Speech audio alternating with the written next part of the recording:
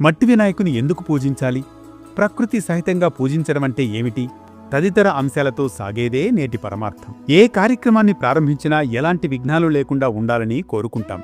అందుకోసం విఘ్నేశ్వరుణ్ణి భక్తిపూర్వకంగా ప్రకృతి సహితంగా పూజించడం వలన మాత్రమే మనకు ఫలితం ఉంటుందని, ముఖ్యంగా వినాయక చవితి రోజున ఇళ్లల్లో మట్టి వినాయక విగ్రహాన్ని మాత్రమే ప్రతిష్ఠించి పూజలు చేయడం వల్లనే భగవంతుని అనుగ్రహం మనకు లభిస్తుందని మన పురాణాలు చెబుతున్నాయి.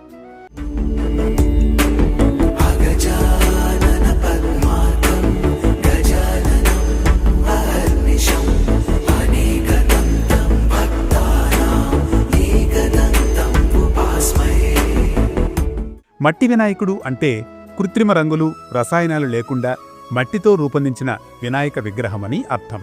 భారతదేశం వేద విజ్ఞాన భూమి. ఆ విజ్ఞానంలో నుండి ప్రకృతి పరంగా ఋతువుల ప్రకారం ఆవిర్భవించినవే మన పండుగలు. ప్రతి పండుగ వెనుక ఓ పరమార్థముంది. రేపే మనం వినాయక చవితిని జరుపుకోనున్నాం. ప్రకృతితో మమేకమై జీవించమని సందేశాన్ని ఇస్తుంది వినాయక చవితి. పర్యావరణానికి హాని కలిగించే చర్యలను ప్రతి సంప్రదాయం వ్యతిరేకిస్తుంది. ఇక భారతీయ సంస్కృతిలో ప్రకృతి ఆరాధనకే అధిక ప్రాధాన్యం. పండుగల వెనుకున్న లక్ష్యం కూడా అదే. పురాతన కాలం నుంచి భారతీయుల పండుగల వెనుక పరమార్థం కూడా ఇదే. నేల, నీరు, చెట్టు, పుట్ట తదితర ప్రకృతి శక్తుల ఆరాధన మన సంస్కృతిలో భాగంగా కొనసాగుతూ వస్తోంది. ఇక వినాయక చవితి పండుగ రోజున మట్టి గణపతిని పూజించి పర్యావరణాన్ని కాపాడుకుందాం. వినాయక చవితి ఉత్సవాలకు దేశం యావత్తూ సిద్ధమవుతోంది. పండుగల సందర్భంగా సంప్రదాయ పరిరక్షణతో పాటు సామాజిక బాధ్యతను కూడా తీసుకోవాల్సిన తరుణమిది. సునిశ్చితంగా గమనిస్తే ప్రతి పండుగ వెనుక ఓ మహోన్నత లక్ష్యం దాగి ఉంది. పర్యావరణాన్ని పరిరక్షించి భవిష్యత్ తరాలకు ఆరోగ్యకరమైన, అందమైన సమాజాన్ని ఇవ్వాల్సిన బాధ్యత మనపై ఉంది. అందుకే ఈ వినాయక చవితికి అందరం మట్టి గణపతులను పూజిద్దాం. అలాగే వీధుల్లోని రహదారులను ఆక్రమించి అడ్డదిడ్డంగా మండపాలు నిర్మించి మనకు కూడా ఇబ్బంది కలిగించే పనులు చేయకుండా కాలనీకి ఓ గణపతిని పెట్టుకుంటే చాలు.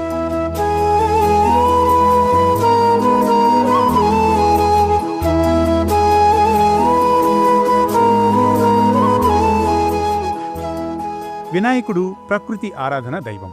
పూజలో ఉపయోగించే వినాయక ప్రతిమ మట్టి, ఆయన పూజలో సమర్పించే పత్రి, ఇక నిమజ్జనంలో కూడా ఓ ఆధ్యాత్మిక సందేశాలున్నాయి. ఇవన్నీ కూడా ప్రకృతికి అనుగుణంగా, ఆధ్యాత్మికంగా, ఆరోగ్యకారకంగా సాగేవే.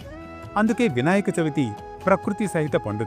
పాంచభౌతికమైన ప్రతి ఒక్క పదార్థం అంటే పంచభూతాల నుంచి జనించిన ప్రతి ఒక్క సజీవ, నిర్జీవ పదార్థము కూడా మధ్యలో ఎంత వైభవంగా, ఇంకెంత విలాసంగా గడిపినప్పటికీ అంతిమంగా మట్టిలో కలిసిపోవలసిందనేదే ఈ మట్టి వినాయక నిమజ్జనంలో దాగి ఉన్న వేదాంత రహస్యం. ఇక పర్యావరణ పరంగా కూడా చూసినట్లయితే సహజ సిద్ధమైన మట్టితో ఎటువంటి రసాయనాలు లేకుండా తయారు చేయబడిన మట్టి విగ్రహాలను, పత్రిని నీటిలో నిమజ్జనం చేయడం ద్వారా మన చెరువులో నీటితో ఉండే క్రిమికీటకాలు నశిస్తాయనేది విస్తృతంగా సామాజిక ఆరోగ్యానికి దోహదం చేసే అంశంగా పండితులు విశ్లేషిస్తారు.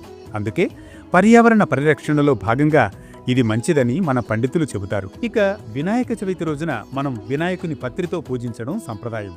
గణేశుడి పత్రి పూజలో అనేక ఆధ్యాత్మిక, శాస్త్రీయ కారణాలు కూడా దాగి ఉన్నాయి. ఇక శాస్త్రీయంగా చూసినట్లయితే ఈ పూజలో ఉపయోగించే పత్రిలో అనేక ఔషధ గుణాలు ఉన్నాయి. వర్షాకాలంలో వచ్చే వ్యాధుల నివారణకు వనమూలికలను గుర్తు చేయడమే పత్రి పూజలోని ఆంతర్యం.